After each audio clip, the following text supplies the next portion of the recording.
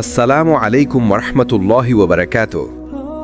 প্রিয় ভাই ও বোনেরা, স্বাগতম আপনাদের সিরাত আত-তাকওয়া চ্যানেলে। আজ আমরা কথা বলবো এক গভীর, হৃদয় বিদারক কিন্তু জীবন পরিবর্তনকারী একটি বিষয়ে। দারিদ্রতা কি অভিশাপ, নাকি এটি আল্লাহর একটি পরীক্ষা? আমাদের সমাজে প্রায়ই বলা হয় দারিদ্রতা হলো অভিশাপ। কেউ দরিদ্র হলেই মানুষ তাদের থেকে মুখ ফিরিয়ে নেয়, উপহাস করে, অবহেলা করে। কিন্তু আল্লাহর দৃষ্টিতে দারিদ্রতা মানে কি সত্যি অভিশাপ? না প্রিয় শ্রোতা, বরং এটি হতে পারে একটি মহামূল্যবান পরীক্ষা। মানুষের জীবন কখনোই সোজা রাস্তা নয়। কখনো সব কিছু ভেঙে পড়ে, কখনো মনে হয় এখন তো আর আল্লাহ আমাকে মাফ করবেন না, আমার সব দরজা বন্ধ হয়ে গেছে। কিন্তু সত্য হলো আল্লাহর দরজা কখনো বন্ধ হয় না, বরং তুমি যখন সবচেয়ে বেশি ভেঙে পড়ো তখনই সেই দরজা তোমার জন্য খোলা থাকে। অনেকেই ভাবে আমি অনেক পাপ করেছি, আমি নামাজ ছাড়লাম, কোরআন ভুলে গেলাম, চোখ দিয়ে হারাম দেখলাম, মুখ দিয়ে মিথ্যা বললাম, এখন আল্লাহ কি আমাকে আর গ্রহণ করবেন? হ্যাঁ, আল্লাহ তখনও ডাকছেন, ওহে আমার বান্দা, তুমি যদি আসমান ভরা পাপ নিয়ে আসো, আমি তোমাকে তবুও ক্ষমা করে দেব যদি তুমি আমার কাছে ফিরে আসো। রাসূল সাল্লাল্লাহু আলাইহি ওয়াসাল্লাম বলেছেন, আল্লাহর রহমত তার গজবকে ছাড়িয়ে যায়। মানে যত বড় গুনাহ হোক না কেন, আল্লাহর রহমত আরও বড়। ভাবতো, যদি কোনো মা বাবা দেখে তাদের সন্তান ভুল করছে, তারা কি তাকে ঘৃণা করে চিরতরে ফেলে দেয়? না, বরং তারা অপেক্ষা করে সন্তান ফিরে আসুক। আল্লাহ তো তোমার রব, যিনি তোমাকে মা বাবার চেয়েও বেশি ভালোবাসেন। তাহলে কেন তুমি মনে করবে আল্লাহ তোমাকে ফেলে দিয়েছেন? না ভাই, হারিয়ে যেও না, কারণ আল্লাহর দরজা এখনো খোলা আছে তোমার জন্য। তাওবা নিয়ে আমরা অনেক ভুল বুঝি। অনেকে ভাবে তাওবা মানে শুধু চোখের পানি, শুধু এক রাতের কান্না। কিন্তু না, তাওবা মানে হলো জীবনের নতুন শুরু। আল্লাহ তাআলা কুরআনে বলেন, হে আমার বান্দারা, যারা নিজেদের উপর সীমালঙ্ঘন করেছ, তোমরা আল্লাহর রহমত থেকে নিরাশ হয়ো না। নিশ্চয়ই আল্লাহ সব গুনাহ মাফ করে দেন।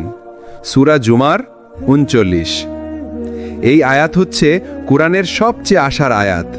যেন আল্লাহ নিজ হাতে ডেকে নিচ্ছেন, এসো, তুমি যতবারই ভেঙে পড়ো না কেন, আমি আছি তোমার জন্য। তাওবা মানে শুধু অতীতের ভুলকে ঘৃণা করা নয়, বরং এটা মানে আজ থেকে আমি নতুন শুরু করব। আজ থেকে আমি অন্যরকম হব। আজ থেকে আমার জীবন হবে আল্লাহর জন্য। তুমি যদি সত্যি বদলাতে চাও, আল্লাহ তোমাকে সাহায্য করবেন। তুমি যদি এক কদম আল্লাহর দিকে এগিয়ে যাও, আল্লাহ তোমার দিকে দৌড়ে আসবেন। হয়তো তুমি অনেকবার চেষ্টা করেছ, আবার হারাম কাজে পড়ে গেছ। হয়তো নামাজ পড়া শুরু করেছ, কিন্তু পরে ছেড়ে দিয়েছ। তাতে হতাশ হওয়ার কিছু নেই। তাওবা একদিনেই সম্পূর্ণ বদলে ফেলার নাম নয়, এটা হলো আল্লাহর দিকে বারবার ফিরে আসার নাম। মনে রেখো, আল্লাহ কখনোই ক্লান্ত হন না ক্ষমা করতে। ক্লান্ত হয় শুধু বান্দা আল্লাহর দরজায় কড়া নাড়তে। মানুষ ভাবে আমি তো এত বড় গুনাহ করেছি, আল্লাহ আমাকে কিভাবে মাফ করবেন? কিন্তু আল্লাহর রহমত এতটাই বিশাল যে আমাদের গুনাহ যদি আকাশ ভর্তি হয়, তাও তিনি মাফ করতে পারেন এক মুহূর্তে। রাসূল সাল্লাল্লাহু আলাইহি ওয়াসাল্লাম বলেছেন, বান্দা যদি এমন গুনাহ করে ফেলে যে আসমান ভরে যায়, তারপর আল্লাহর কাছে ক্ষমা চায়, আল্লাহ তাকে মাফ করে দেন। তিরমিজি। দেখু, আমাদের গুনাহ যত বড় হোক, আল্লাহর রহমত তার থেকেও বড়। হয়তো তুমি বারবার হারাম কাজে পড়ে যাচ্ছ, হয়তো তুমি ভাবছ আমার আর কোনো ভবিষ্যৎ নেই। কিন্তু মনে রেখো, যে পাপ তোমাকে আল্লাহর দরজায় কান্নায় ফিরিয়ে আনে, সেই পাপই তোমার জন্য রহমত হয়ে যেতে পারে। কারণ পাপ যদি তোমাকে অহংকারে না ভরিয়ে দেয়, বরং ভেঙে চুরে আল্লাহর সামনে নিয়ে আসে, তাহলে সেই কান্নাই তোমার জন্য জান্নাতের চাবি হয়ে যেতে পারে। তুমি হয়তো নামাজে মনোযোগ রাখতে পারো না, কিন্তু তবুও নামাজ ছাড়ো না। কারণ একদিন সেই নামাজই তোমার জন্য বদলে যাওয়ার দরজা খুলে দেবে। তুমি হয়তো প্রতিদিন তাওবা করো আর পড়ে যাও, কিন্তু হাল ছাড়ো না, কারণ আল্লাহ বারবার ডেকেছেন, আমার দরজা সব সময় খোলা। তাওবা মানে শুধু চোখের পানি ঝরানো নয়, তাওবা হলো একটা প্রতিজ্ঞা, একটা নতুন জীবনের চুক্তি আল্লাহর সঙ্গে। তুমি যখন বলো, ইয়া আল্লাহ, আমি আর ফিরে যেতে চাই না সেই অন্ধকারে, তখন আসলে তুমি শুধু পাপ ছাড়ার কথা বলছো না, তুমি ঘোষণা করছো আমার জীবন নতুন পথে চলবে। আল্লাহ বলেন, হে ঈমানদারগণ, তোমরা সবাই আল্লাহর কাছে তাওবা করো, যেন তোমরা সফলকাম হতে পারো। সূরা আন-নূর 31। এখানে আল্লাহ স্পষ্ট বলে দিচ্ছেন, সফল হতে চাইলে তাওবা ছাড়া কোনো পথ নেই। তাওবা মানে শুধু মুখে বলা নয়, বরং নিজের ভেতর থেকে আল্লাহর দিকে ঘুরে দাঁড়ানো। পাপ ছেড়ে দেওয়া, অর্থাৎ যেই ভুল করছো সেটা থামিয়ে দেওয়া। অনুতপ্ত হওয়া, অন্তরে কষ্ট পাওয়া, আল্লাহর কাছে কান্না করা। ফিরে না যাওয়ার সংকল্প, দৃঢ় প্রতিজ্ঞা করা, আমি আর করব না। মানুষের হক ফেরত দেওয়া, যদি কারো হক নষ্ট করে থাকো সেটা ফিরিয়ে দেওয়া, তাহলেই তাওবা হবে আসল তাওবা। তুমি হয়তো বলবে, কিন্তু আমি বারবার পড়ে যাচ্ছি, তাহলে আমার তাওবা কি কবুল হবে? হ্যাঁ, হবে, কারণ আল্লাহর রসুল সাল্লাল্লাহু আলাইহি ওয়াসাল্লাম বলেছেন, বান্দা যদি দিনে 70 বারও তাওবা করে, আল্লাহ তাকে ক্ষমা করেন। আবু দাউদ। তাহলে তুমি যতবারই পড়ো না কেন, যদি বারবার ফিরে আসো, আল্লাহ বারবার তোমাকে গ্রহণ করবেন। ধরো তুমি ডুবে যাচ্ছ পানির মধ্যে, প্রতিবার ডুব দিলে তুমি আবার ভেসে ওঠার চেষ্টা করছো, একদিন না একদিন তুমি কুল পাবে। তাওবা ঠিক সেরকম, প্রতিবার চেষ্টা করা মানে আল্লাহর কাছে সৎভাবে ফিরে আসা। হয়তো একদিন সেই কান্নাই তোমার জীবনের মোড় ঘুরিয়ে দেবে। তাওবা হলো দাগ মুছে দেওয়া, যেমন কালো বোর্ডে চক দিয়ে লিখে ফেললে মুছে দেওয়া যায়, তেমনিভাবে পাপ যত বড়ই হোক, তাওবা করলে আল্লাহ মুছে দেন পুরো অতীত। রসুল সাল্লাল্লাহু আলাইহি ওয়াসাল্লাম বলেছেন, যে ব্যক্তি তাওবা করে সে যেন গুনাহীন মানুষের মতো হয়ে যায়। ইবনে মাজাহ। ভাবো তো, তুমি যদি সত্যি সত্যি ফিরে আসো, তাহলে আল্লাহ তোমাকে একেবারে নতুন জীবন দিয়ে দেন। দারিদ্র্য মানেই অভিশাপ নয়, বরং দারিদ্র্য কখনো হয় এক অদৃশ্য দরজা, যা দিয়ে আল্লাহ মানুষকে টেনে নেন তার কাছে। কেউ ভাবে, আমার হাতে টাকা নেই মানে আমি ব্যর্থ, কিন্তু আসল সত্য হলো, দারিদ্র্য কখনো ব্যর্থতা নয়, বরং আল্লাহর এক বিশেষ পরীক্ষা।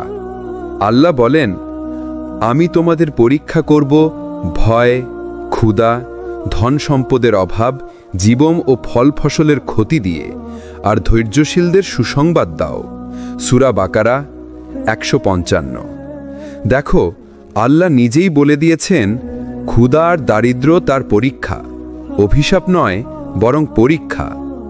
রসুলের অনেক সাহাবী ছিলেন গরিব, তারা অনেক সময় ক্ষুধার্ত অবস্থায় মসজিদে ঘুমোতেন, তাদের অনেকের ঘরে খাবারই ছিল না, কিন্তু আল্লাহ তাদের মাধ্যমে ইসলামকে পুরো দুনিয়ায় ছড়িয়ে দিয়েছেন। তাহলে দারিদ্র্য যদি সত্যিই অভিশাপ হতো, তাহলে কি আল্লাহ তার প্রিয় সাহাবীদের মধ্যে এত গরিব মানুষকে বেছে নিতেন? ধরো তুমি এক কৃষক, তোমার ঘরে খাবার কম, চাষাবাদ ব্যর্থ হয়েছে। তুমি হয়তো ভাবছো এটা আল্লাহর রাগ, কিন্তু আসলে এটা তোমার জন্য নতুন শিক্ষা। আল্লাহ তোমাকে শক্তিশালী করছেন, তোমাকে নতুন করে চেষ্টা করতে শিখাচ্ছেন। কোনো অভাবই স্থায়ী নয়, বরং অভাব মানুষকে ধৈর্য, সংগ্রাম আর আস্থা শেখায়। দারিদ্র্যের ইতিবাচক দিক, যখন সব দরজা বন্ধ হয় তখন মানুষ আল্লাহকে ডাকে, এটাই দারিদ্র্যের রহমত। অভাব মানুষকে বিনয়ী করে, যে জানে ক্ষুধার কষ্ট সে অন্যের প্রতি সহানুভূতিশীল হয়। অভাবের সময়ই বোঝা যায় কে সত্যি তোমার পাশে আছে। এক টুকরো রুটিও তখন নেয়ামত মনে হয়। তুমি যখন ক্ষুধার্ত অবস্থায় আল্লাহর কাছে বলো, ইয়া আল্লাহ, তুমি ছাড়া আমার আর কেউ নেই, তখন আল্লাহর কাছে তোমার সেই কান্না সোনার থেকেও মূল্যবান হয়ে যায়। রসুল সাল্লাল্লাহু আলাইহি ওয়াসাল্লাম বলেছেন, আল্লাহর কাছে সবচেয়ে প্রিয় দোয়া হলো দরিদ্র বান্দার আন্তরিক দোয়া। তিরমিজি। ভাবো তো, তোমার কষ্টই আসলে তোমাকে আল্লাহর কাছে আরো প্রিয় করে তুলছে। দারিদ্র্য কোনো অভিশাপ নয়, বরং এটা হয়তো সেই দরজা যার ভেতর দিয়ে আল্লাহ তোমাকে জান্নাতের পথে ডাকছেন। যদি তুমি ধৈর্য ধরো, যদি তুমি চেষ্টা করো, যদি তুমি আল্লাহকে ডাকতে থাকো, তাহলে এই দারিদ্র্যই একদিন হবে তোমার মুক্তির কারণ। জীবনের প্রতিটি অভাব, প্রতিটি দুঃখ, প্রতিটি অনিশ্চয়তার মাঝেই লুকিয়ে থাকে ধৈর্যের পরীক্ষা। মানুষ ভাবে আমি অভাবে আছি মানে আমি দুর্বল, কিন্তু আসল সত্য হলো অভাব দুর্বলতা নয়, বরং ধৈর্যের শক্তি গড়ে তোলার একমাত্র মাধ্যম। আল্লাহ বলেন, নিশ্চয়ই আল্লাহ ধৈর্যশীলদের সঙ্গে আছেন। সূরা বাকারা 153। দেখো, আল্লাহ বলছেন তিনি তাদের সঙ্গে আছেন, এমন বিশেষ মর্যাদার কারণেই। যদি তুমি ধৈর্য ধরতে পারো, তাহলে দারিদ্র্যও আর অভিশাপ নয়, বরং আল্লাহর নৈকট্যের সিঁড়ি হয়ে যাবে। রসুলের অনেক সাহাবী ছিলেন অতি দরিদ্র। তাদের অনেকের শরীরে একজোড়া কাপড়ও থাকত না। খাবার না পেয়ে তারা পেটের ওপর পাথর বেঁধে রাখতেন, কিন্তু তারা ধৈর্য ধরেছিলেন। আজ আমরা তাদের নাম শুনলেই ভালোবাসায় ভরে যাই। তাদের দারিদ্রতা ছিল সাময়িক, কিন্তু তাদের ধৈর্যই আজ তাদেরকে অনন্ত মর্যাদার আসনে বসিয়েছে। ভাবো, তুমি এক দরিদ্র শ্রমিক, দিন শেষে ঘরে ফিরছো হাতে অল্প কিছু টাকা নিয়ে। তুমি হয়তো হতাশ হচ্ছ, কিন্তু আল্লাহর কাছে তোমার সেই সামান্য চেষ্টা অমূল্য। কেননা তুমি হালাল উপার্জনের চেষ্টা করছো, তুমি পরিবারকে খাওয়ানোর জন্য কষ্ট করছো। তোমার সেই ঘামের ফোঁটাগুলো আল্লাহর কাছে দোয়ার মতো। রসুল সাল্লাল্লাহু আলাইহি ওয়াসাল্লাম বলেছেন, কোনো মুসলিম যখন কোনো কষ্টে ধৈর্য ধরে, আল্লাহ তার জন্য পাপ মুছে দেন এবং মর্যাদা বাড়িয়ে দেন। বুখারী ও মুসলিম। অর্থাৎ তোমার প্রতিটি চোখের পানি, প্রতিটি ধৈর্যের মুহূর্ত তোমার জান্নাতের সিঁড়ি হয়ে যাচ্ছে। একবার একটু কল্পনা করো, কেউ অভাবে আছে, তবুও নামাজ পড়ে যাচ্ছে, দোয়া করছে, পরিশ্রম করছে, হাল ছাড়ছে না। আরেকজন আছে সম্পদে ভরা, কিন্তু আল্লাহকে ভুলে গেছে। তাহলে আসল সফল কে? আল্লাহর কাছে তো সেই দরিদ্র মানুষই সফল, যে অভাবেও ধৈর্য ধরে আছে। দারিদ্র্য হয়তো কষ্টকর, কিন্তু সেটা অভিশাপ নয়। যদি তুমি ধৈর্য ধরো, তাহলে অভাবও তোমাকে উঁচু করবে। ধৈর্যই সেই শক্তি যা দারিদ্র্যকে রূপান্তরিত করে আশীর্বাদে। তুমি হয়তো ভাবছো, আমি তো অনেক দিন ধরে দোয়া করছি, কষ্ট সহ্য করছি, কিন্তু পরিবর্তন তো আসছে না। মনে রেখো, আল্লাহ কখনো দেরি করেন না, বরং তিনি সময় মতো দেন। অভাবের পরেই সমৃদ্ধি আসে, অন্ধকার রাতের পরেই ভোর হয়। আল্লাহ বলেন, নিশ্চয়ই কষ্টের সাথেই সহজই আছে, নিশ্চয়ই কষ্টের সাথেই সহজই আছে। সূরা ইনশিরাহ 5-6। এখানে আল্লাহ একই কথা দুইবার বলেছেন, যাতে তুমি ভুলে না যাও, যেন তোমার হৃদয় নিশ্চিত হয় কোনো কষ্টই স্থায়ী নয়। প্রতিটি দুঃখের সঙ্গেই আল্লাহ সমাধান পাঠিয়ে দেন। হযরত ইউসুফ আলাইহিসসালামকে ভাইয়েরা কূপে ফেলে দিয়েছিল। তিনি দাস হিসাবে বিক্রি হয়েছিলেন। বছরের পর বছর জেলখানায় কাটিয়েছেন, কিন্তু আল্লাহর পরিকল্পনা ছিল ভিন্ন। সেই জেলখানার মানুষই পরে রাজাকে জানালো ইউসুফের ব্যাখ্যার ক্ষমতার কথা। আর একদিন ইউসুফ আলাইহিসসালাম হলেন মিশরের রাজকোষের দায়িত্বশীল মন্ত্রী। অভাবের পরেই সমৃদ্ধি আসে, অন্ধকারের পরেই আলো আসে। সাহাবী বিলাল রাদিয়াল্লাহু, তিনি ছিলেন একজন দাস। তার কোনো সম্পদ ছিল না। মালিক তাকে বালুর উপর ফেলে পাথর দিয়ে চাপা দিত, কেবল আল্লাহর একত্বে বিশ্বাস করায়। কিন্তু আজ তুমি নামাজ পড়লে হে বিলাল আজান দাও, এই শব্দের কথা মনে পড়ে যায়। দুনিয়ার প্রতিটি মসজিদে আজান হলো সেই বিলালের উত্তরাধিকার। অভাব তার কাছে ছিল সাময়িক, ধৈর্যের পরেই তার মর্যাদা চিরস্থায়ী হলো। ধরো, একদিন তোমার চাকরি চলে গেল, তুমি হতাশ হয়ে পড়লে, কিন্তু ধৈর্য ধরলে। কিছুদিন পর হয়তো নতুন একটা সুযোগ আসলো, যা আগের চেয়ে অনেক ভালো। তুমি হয়তো সেই চাকরি হারানোটা তখন বুঝতে পারোনি কেন হলো, কিন্তু পরে বুঝলে আল্লাহ তোমাকে ভালো কিছুর জন্য প্রস্তুত করছিলেন। তুমি হয়তো আজ দারিদ্র্যে আছো, কিন্তু জানো কি, হয়তো আল্লাহ তোমার জন্য এমন এক দরজা খুলে দেবেন যেটা তুমি কোনোদিন ভাবোনি। কারণ আল্লাহর রহমত কখনো দেরি করে আসে না, তিনি সব সময় সময় মতো দেন। রাসূল সাল্লাল্লাহু আলাইহি ওয়াসাল্লাম বলেছেন, জেনে রাখো, আল্লাহ সাহায্য ধৈর্যের সাথে, স্বস্তি কষ্টের সাথে আর সহজই কষ্টের সাথে। তিরমিজি। তোমার অভাব একদিন শেষ হবেই, তোমার চোখের পানি একদিন থামবেই, কারণ এটা আল্লাহর প্রতিশ্রুতি। অভাবের পরেই সমৃদ্ধি। তাই আজ যে কষ্ট তুমি সহ্য করছো, একদিন সেই কষ্টই হবে তোমার হাসির কারণ। তুমি কি জানো মানুষের সবচেয়ে বড় ভয় কি? দারিদ্র নয়, ক্ষুধা নয়, বরং ভবিষ্যতের অনিশ্চয়তা। এই ভয়েই মানুষকে ভিতরে ভিতরে খেয়ে ফেলে। কেউ ভাবে, আমি কিভাবে বাঁচব, আমার পরিবার কিভাবে চলবে। কিন্তু আসল সত্য হলো, যদি আল্লাহ তোমার সঙ্গে থাকেন তাহলে তোমার কোনো ভয় নেই। আল্লাহ বলেন, আর যে আল্লাহর উপর ভরসা করে তার জন্য তিনিই যথেষ্ট। সূরা আত-তালাক ৩। ভাবো, আল্লাহ নিজে বলছেন, তুমি শুধু তার উপর ভরসা করো, তাহলে তিনি নিজেই সব ব্যবস্থা করে দেবেন। এমন নিশ্চয়তা পৃথিবীর আর কেউ দিতে পারে? তুমি কি তোমার চাকরির উপর এমন ভরসা করতে পারো, অথবা তোমার ব্যবসা, তোমার সম্পর্কের উপর? না, কখনোই না। কেবল আল্লাহই সেই ভরসার জায়গা। মূসা আলাইহিসসালামের ঘটনা মনে করো। সমুদ্রের বিশাল সৈন্যবাহিনী পেছনে, সামনে লাল সাগর, চারদিক থেকে মৃত্যু ঘিরে ধরেছিল। তখন তার অনুসারীরা বলল, আমরা তো ধরা পড়ে গেছি। কিন্তু মূসা আলাইহিসসালাম দৃঢ়ভাবে বললেন, না, আমার সঙ্গে আমার রব আছেন, তিনি আমাকে পথ দেখাবেন। সূরা আশ-শুআরা 61-62। আর কি হলো? আল্লাহ সমুদ্র দ্বিখণ্ডিত করে দিলেন। যেখানে মানুষ মৃত্যুর ভয় দেখছিল, সেখানেই আল্লাহ মুক্তির রাস্তা বানিয়ে দিলেন। এটাই তাওয়াক্কুল, আল্লাহর উপর পূর্ণ ভরসা। বদরের যুদ্ধে মুসলমানরা ছিল মাত্র ৩১৩ জন। অস্ত্রশস্ত্র প্রায় কিছুই ছিল না। অন্যদিকে কুরাইশ বাহিনী ছিল ১০০০ জন, পুরোপুরি সজ্জিত। মানুষের হিসেব অনুযায়ী মুসলমানদের পরাজিত হওয়ারই কথা, কিন্তু তারা আল্লাহর উপর ভরসা করেছিল। ফলাফল, আল্লাহ ফেরেশতা পাঠালেন, আর সেই দুর্বল মুসলমানরা বিজয়ী হল। সংখ্যায় বড় হওয়া নয়, সম্পদে সমৃদ্ধ হওয়া নয়, আল্লাহর উপর ভরসাই হল আসল শক্তি। আজ তুমি হয়তো দারিদ্র্যে আছো, চাকরিহীন, হয়তো ব্যবসায় ক্ষতিগ্রস্ত।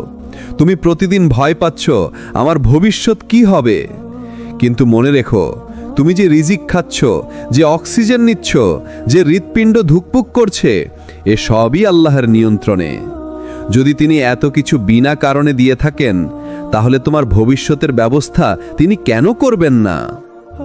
অনেকে তাওয়াক্কুল মানে চেষ্টা না করে শুধু বসে থাকা ভাবে, কিন্তু আসল তাওয়াক্কুল হলো চেষ্টা করা প্লাস আল্লাহর উপর আস্থা রাখা। রাসূল সাল্লাল্লাহু আলাইহি ওয়াসাল্লাম বলেছেন, যদি তোমরা আল্লাহর উপর সত্যিকার ভরসা করতে, তাহলে তিনি তোমাদেরকে পাখির মতো রিজিক দিতেন। পাখি সকালে খালি পেটে বের হয় আর সন্ধ্যায় ভোরে ফিরে আসে। তিরমিজি। পাখি কিন্তু বাসায় বসে থাকে না, সে চেষ্টা করে, উড়ে যায়, খোঁজে, কিন্তু রিজিকের নিশ্চয়তা দেয় আল্লাহ। তুমি যদি আল্লাহর উপর ভরসা রাখো, তাহলে দারিদ্র্য তোমাকে কখনো ভাঙতে পারবে না, কারণ তুমি জানবে অভাব সাময়িক, কিন্তু আল্লাহর প্রতিশ্রুতি চিরস্থায়ী। যখন ভয় তোমাকে গ্রাস করবে, তখন মনে রেখো, আল্লাহ আমার সাথে আছেন। এই একটা চিন্তা সব ভয় দূর করে দেবে। তাওয়াক্কুল হলো সেই চাবি যা অভাবকে বদলে দেয় আশা ভরসায়, যা অন্ধকারকে আলোকিত করে। তুমি যদি সত্যিকার তাওয়াক্কুল করো, তাহলে দারিদ্র্য কখনো অভিশাপ হবে না, বরং হবে তোমার জান্নাতের সিঁড়ি। দারিদ্রতা নিয়ে মানুষের এক বড় ভুল ধারণা, এটি যেন চিরস্থায়ী অন্ধকারময় কোনো অভিশাপ। কিন্তু কুরআনুল কারীম এবং হাদিসে আমরা দেখি, আল্লাহ দারিদ্রতাকে অনেক সময় বান্দার ঈমান, ধৈর্য এবং তাওয়াক্কুলের পরীক্ষা হিসেবে রাখেন। রাসূলুল্লাহ সাল্লাল্লাহু আলাইহি ওয়াসাল্লাম বলেছেন, আমি তোমাদের জন্য দরিদ্রতাকে ভয় করি না, আমি ভয় করি তোমাদের জন্য দুনিয়ার প্রসারিত হওয়া নিয়ে, যেমনটা তোমাদের পূর্ববর্তী লোকদের জন্য হয়েছিল। তারপর তোমরা প্রতিযোগিতা করবে যেমনটা তারা করেছিল, এবং এটি তোমাদেরকেও ধ্বংস করবে যেমনটা তাদের ধ্বংস করেছিল। সহিহ বুখারী, সহিহ মুসলিম। এই হাদিস আমাদের সামনে একটি বাস্তব সত্য প্রকাশ করে। দারিদ্রতা যতটা ভয়ঙ্কর মনে হয়, তার থেকেও বেশি ভয়ঙ্কর হল ধনসম্পদের মোহ, অহংকার এবং দুনিয়ার প্রতিযোগিতায় ডুবে যাওয়া। দারিদ্রতার পরীক্ষার আসল সৌন্দর্য যখন একজন গরিব মানুষ ক্ষুধার কষ্ট সহ্য করে আল্লাহর কাছে ফরিয়াদ করে, তখন আল্লাহ তার সেই আহাজারি অগ্রাহ্য করেন না। রাসূলুল্লাহ সাল্লাল্লাহু আলাইহি ওয়াসাল্লাম বলেছেন, অনেক সময় একজন গরিব মানুষ এতটা গ্রহণযোগ্য দোয়া করে যার মাধ্যমে পর্বতসম মুশকিলও দূর হয়ে যায়। দারিদ্রতার মাধ্যমে একজন বান্দা সত্যিকার দোয়ার শক্তি বুঝতে পারে, সন্তুষ্টির স্বাদ আস্বাদন করে, আর আল্লাহর সঙ্গে এমন একটি সম্পর্ক গড়ে তোলে যেটা অনেক ধনী মানুষের পক্ষে সম্ভব নয়। ধনীদের ঈর্ষা নয়, তাকওয়া চাই। কুরআনে আল্লাহ বলেন, তাদের চোখ তোমার প্রতি ঝলমল করবে না যারা এই দুনিয়ার চাকচিক্যের ভোগবিলাস পেয়েছে, এগুলো কেবল দুনিয়ার সাময়িক ভোগ। সূরা তহা 131। অর্থাৎ দারিদ্রতা কখনো লজ্জার নয়, বরং এটি সেই অবস্থা যেখানে বান্দা চাইলে আল্লাহর সবচেয়ে কাছের বন্ধু হয়ে উঠতে পারে। ইতিহাসে আমরা দেখি অনেক সাহাবী ছিলেন দরিদ্র। আবু হুরায়রা রাদিয়াল্লাহু ক্ষুধায় কাতর হয়ে রাসূলের দরবারে যেতেন, তবু হাদিস বর্ণনার দুনিয়ার সেরা সম্পদ তিনি অর্জন করেছেন।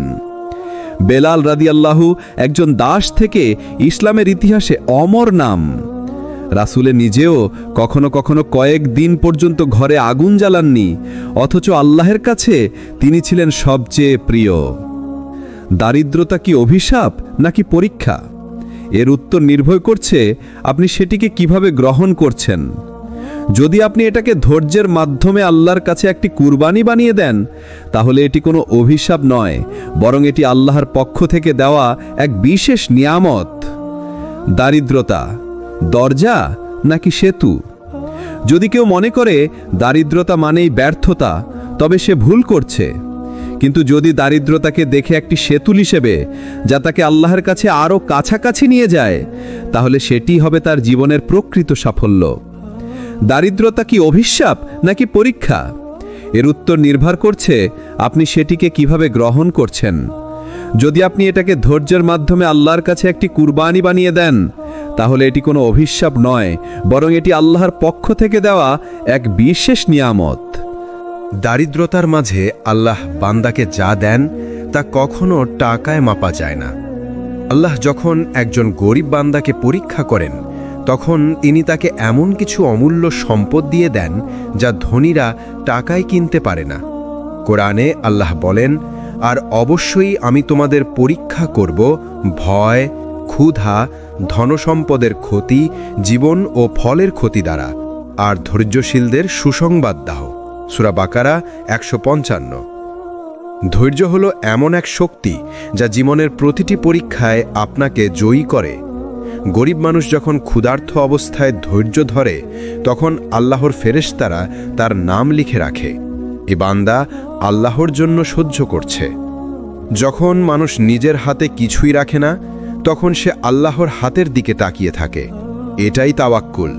রাসূল সাল্লাল্লাহু আলাইহি ওয়াসাল্লাম বলেছেন, যদি তোমরা আল্লাহর উপর সত্যিকার ভরসা করতে, তবে আল্লাহ তোমাদের রিজিক দিতেন যেমন তিনি পাখিদের দেন। তারা সকালে ক্ষুধার্ত বের হয় আর সন্ধ্যায় পেট ভরে ফিরে আসে। তিরমিজি।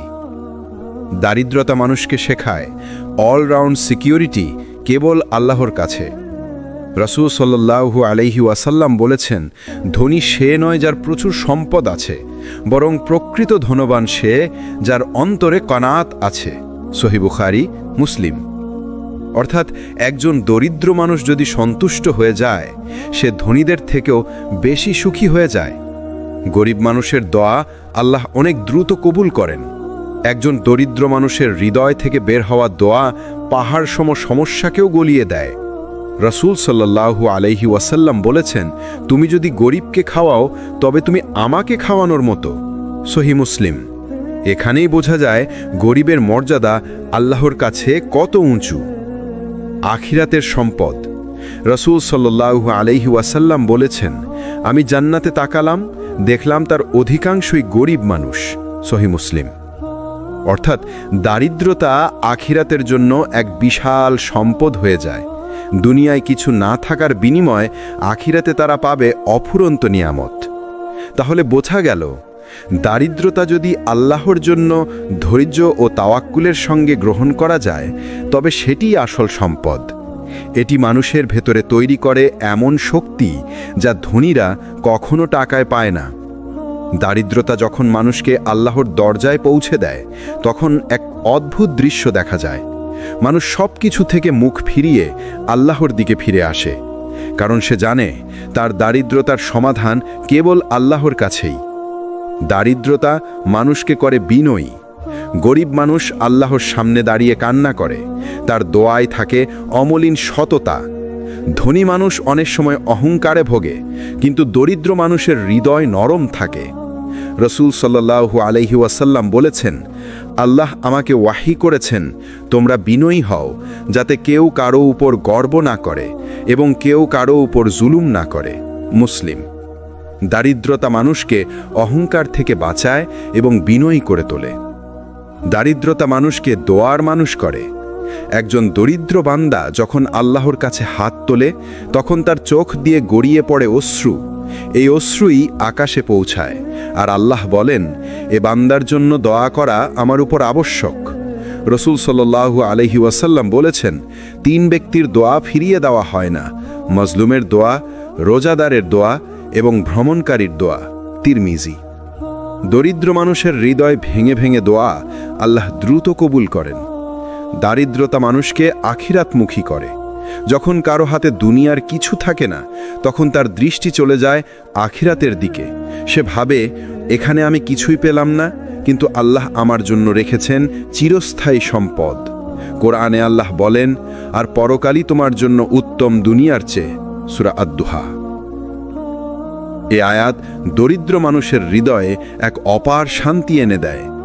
দারিদ্রতা মানুষকে আল্লাহর সঙ্গে সংযুক্ত করে। একজন গরিব মানুষ যখন নামাজ পড়ে, তার চোখে ভেসে ওঠে জীবনের কষ্ট, ক্ষুধা, অভাব, কিন্তু সেই নামাজই তাকে আল্লাহর সান্নিধ্যে পৌঁছে দেয়। সে বুঝে যায়, আমি একা নই, আল্লাহ আমার সঙ্গে আছেন। রাসূল সাল্লাল্লাহু আলাইহি ওয়াসাল্লাম বলেছেন, সর্বাধিক কাছাকাছি হয় বান্দা তার রবের কাছে সিজদার সময়। সহিহ মুসলিম। গরিবের সিজদা অনেক সময় আল্লাহর কাছে সবচেয়ে প্রিয় হয়। তাই দেখা গেল, দারিদ্রতা মানুষকে কেবল ক্ষুধার্ত করে না, বরং তাকে নিয়ে যায় আল্লাহর দরজায়। সেই দরজায় পৌঁছানোই মানুষের আসল সফলতা। দারিদ্রতা এটি এক রহস্যময় অবস্থা। কারো জন্য এটি হয় আল্লাহর রহমতের দরজা, আবার কারো জন্য এটি হয়ে দাঁড়ায় হতাশার ফাঁদ। এখানে আসল পার্থক্য তৈরি হয় বান্দা কিভাবে দারিদ্রতাকে গ্রহণ করে। যখন দারিদ্রতা হয় রহমতের দরজা, যদি একজন গরিব মানুষ ধৈর্য ধরে, তাওয়াক্কুল করে এবং আল্লাহর সঙ্গে তার সম্পর্ক দৃঢ় করে, তাহলে দারিদ্রতা হয়ে যায় তার জন্য রহমতের বিশাল দরজা। রাসূল সাল্লাল্লাহু আলাইহি ওয়াসাল্লাম বলেছেন, কত গরিব ও দরিদ্র আছে যাদের প্রতি কেউ ভ্রুক্ষেপ করে না, অথচ যারা যদি আল্লাহর নামে শপথ করে, আল্লাহ তাদের শপথ পূর্ণ করে দেন। সহিহ মুসলিম। এর মানে গরিব বান্দার মর্যাদা আল্লাহর কাছে এত উঁচু যে আল্লাহ তার কথাকেও অকারণ ফিরিয়ে দেন না। কোরআনে আল্লাহ প্রতিশ্রুতি দিয়েছেন, নিশ্চয়ই কষ্টের সঙ্গে আছে স্বস্তি, নিশ্চয়ই কষ্টের সঙ্গে আছে স্বস্তি। সূরা ইনশিরাহ। অর্থাৎ দারিদ্রতা যদি তুমি আল্লাহর জন্য সহ্য করো, তবে এর সঙ্গে থাকবে রহমত ও আশীর্বাদ। যখন দারিদ্রতা হয় হতাশার ফাঁদ। অন্যদিকে যদি একজন মানুষ আল্লাহর উপর ভরসা না করে, বরং অভিযোগ, হতাশা আর অভিযোগের মধ্যে ডুবে থাকে, তাহলে দারিদ্রতা হয়ে যায় তার জন্য ধ্বংসের কারণ। সে ভাবে, আল্লাহ আমাকে ভুলে গেছেন, আল্লাহ আমাকে ভালোবাসেন না। এভাবেই শয়তান তাকে হতাশার ফাঁদে ফেলে দেয়। কিন্তু কোরআনে আল্লাহ সতর্ক করেছেন, আল্লাহর রহমত থেকে নিরাশ হয় না, কেবল কাফির সম্প্রদায়ই নিরাশ হয়। সূরা ইউসুফ 87। হতাশা কোনো সমাধান নয়, বরং এটি আল্লাহ থেকে দূরে নিয়ে যায়। রহমত না হতাশা, এটা নির্ভর করে তোমার দৃষ্টিভঙ্গির উপর। একই অবস্থাকে কেউ নেয় রহমত হিসেবে, আবার কেউ নেয় হতাশা হিসেবে।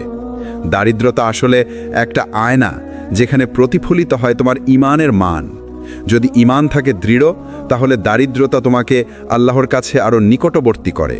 আর যদি ঈমান থাকে দুর্বল, তাহলে দারিদ্রতা তোমাকে নিয়ে যায় হতাশার দিকে। দারিদ্রতা হলো এক পরীক্ষা, আর এই পরীক্ষার মাধ্যমে তুমি নিজেকে চিনতে পারো। এটি তোমাকে দেখিয়ে দেয় তুমি আল্লাহর প্রতি কতটা ভরসা করো। এটি প্রমাণ করে তোমার অন্তরের আশা কি মানুষে বাধা নাকি আল্লাহতে।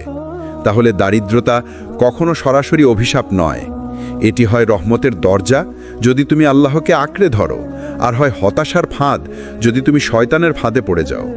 গরিবদের মর্যাদা আল্লাহর কাছে কেন তারা বেশি প্রিয়? এই প্রশ্নের উত্তর দিলে আমাদের দারিদ্রতা সম্পর্কে ধারণা বদলে যাবে। অনেক সময় সম্পদ মানুষকে করে উদ্ধত, দম্ভিত, কিন্তু দারিদ্রতা মানুষকে করে বিনয়ী ও নরম হৃদয়ের। রসুল সাল্লাল্লাহু আলাইহি ওয়াসাল্লাম বলেছেন, জান্নাতের দরজায় আগে প্রবেশ করবে গরিবরা, ধনীদের থেকে অর্ধেক দিন আগে, যা 500 বছরের সমান। তিরমিজি। এ থেকেই বোঝা যায় গরিব মানুষের বিনয় ও ঈমান আল্লাহর কাছে কত মূল্যবান। গরিবদের দোয়া কবুল হয় দ্রুত। রসুল সাল্লাল্লাহু আলাইহি ওয়াসাল্লাম বলেছেন, অনেক অগোছালো চেহারার দরজায় ধাক্কা দিলে তাকে কেউ পাত্তা দেয় না, কিন্তু সে যদি আল্লাহর নামে শপথ করে, আল্লাহ তার শপথ পূর্ণ করে দেন। মুসলিম। গরিব মানুষের দোয়া ও শপথ এতটাই ওজনদার যে আল্লাহ তা কবুল করতে দেরি করেন না। গরিবরা আখিরাতে এগিয়ে থাকবে। রসুল সাল্লাল্লাহু আলাইহি ওয়াসাল্লাম বলেছেন, আমি জান্নাতে তাকালাম, দেখলাম তার অধিকাংশই গরিব মানুষ। মুসলিম। কারণ ধনীকে তার সম্পদ নিয়ে জবাবদিহিতা করতে হবে, কিন্তু গরিব মানুষকে অনেক কিছু নিয়ে হিসাব দিতে হয় না। তাই গরিবের হিসাব নিকাশ তুলনামূলক সহজ। প্রতিদিনের ক্ষুধা, কষ্ট, অভাব এগুলো হলো ধৈর্যের ক্লাস। যে গরিব মানুষ এগুলো সহ্য করে, সে ধৈর্যের এমন লেভেলে পৌঁছায় যেখানে আল্লাহ তাকে অত্যন্ত ভালোবাসেন। কোরআনে আল্লাহ বলেন, নিশ্চয়ই আমি তোমাদের কষ্টকে বৃথা যেতে দেব না। সূরা আলে ইমরান 195। তাই তোমার প্রতিটি কষ্ট আসলে ভবিষ্যতের জান্নাতি সম্পদ। দারিদ্রতা একদিকে ধৈর্যের পরীক্ষা, অন্যদিকে রহমতের চাবি। তুমি যদি আল্লাহকে আঁকড়ে ধরো, তাহলে অভাব কখনো তোমাকে হারাতে পারবে না, বরং অভাব তোমাকে বানিয়ে তুলবে শক্তিশালী, বিনয়ী এবং আল্লাহর কাছে প্রিয়তম। তাহলে উত্তর একটাই, দারিদ্রতা অভিশাপ নয়, এটি পরীক্ষা।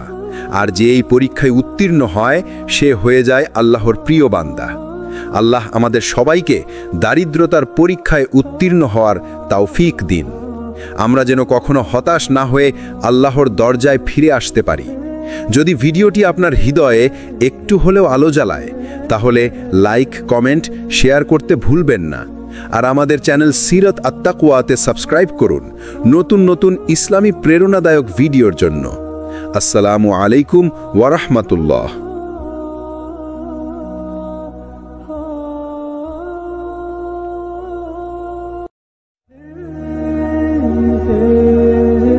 আসসালামু আলাইকুম রহমতুল্লাহি ওয়া বারাকাতুহু।